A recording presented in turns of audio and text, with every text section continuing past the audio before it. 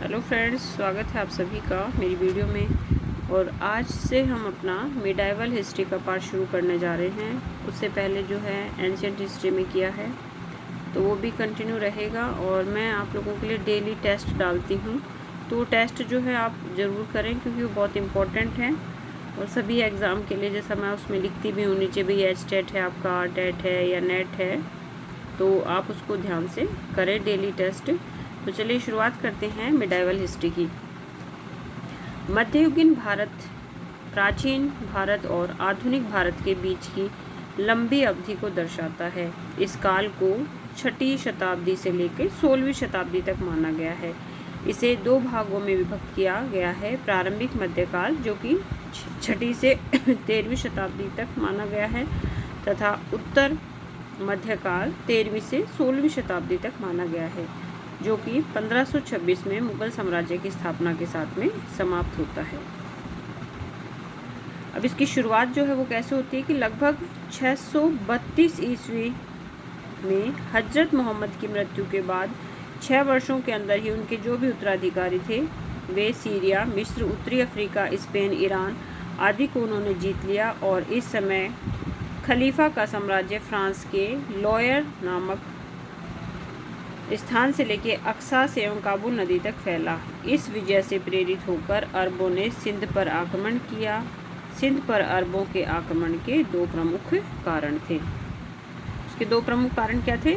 Iraq का शासक अल हज्जाज भारत की संपन्नता के कारण उसे जीतना चाहता था। दूसरा था अरबों के कुछ जहाज सिंध के देवल बंदरगाह पर कुछ समुद्री लुटेरों ने लूट लिए थे। इससे नाराज होकर खलीफा ने सिंध के राजा दाहिर से जुर्माने की मांग की, परंतु दाहिर ने जुर्माने में असमर्थता प्रकट की, जिसके कारण खलीफा नाराज हो गया और उसने भारत पर आक्रमण किया।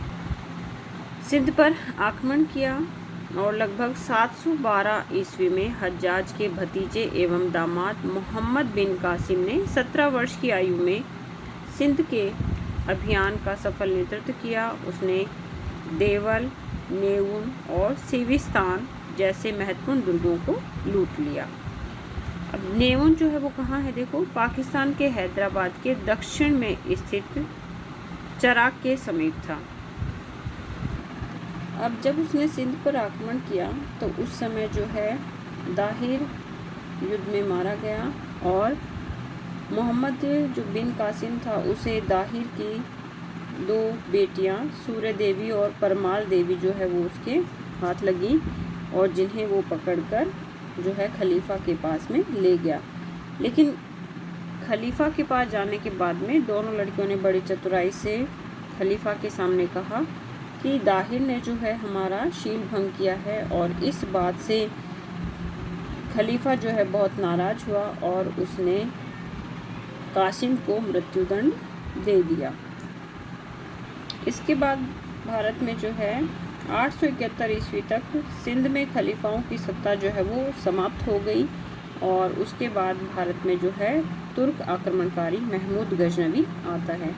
तो भारत में अगर हम मध्यकाल की बात करते हैं, शुरुआत करते हैं, तो वो अरब आक्रमण से शुरू होती है। उसके बाद तुर्क आक्रमण करते हैं और उसके बाद मोहम्मद गौरी आता है, और मोहम्मद गौरी के साथ ही जो है वो भारत में सल्तनत काल की शुरुआत हो जाती है। तो आज की वीडियो में इतना ही। आज का जो भी हमने पढ़ा है, अगर आप लोगों को उसमें कुछ डाउट हो तो आप मुझे कमेंट ज़रूर करें। मेरी वीडियो देखने के लिए आप सभी का धन्यवाद।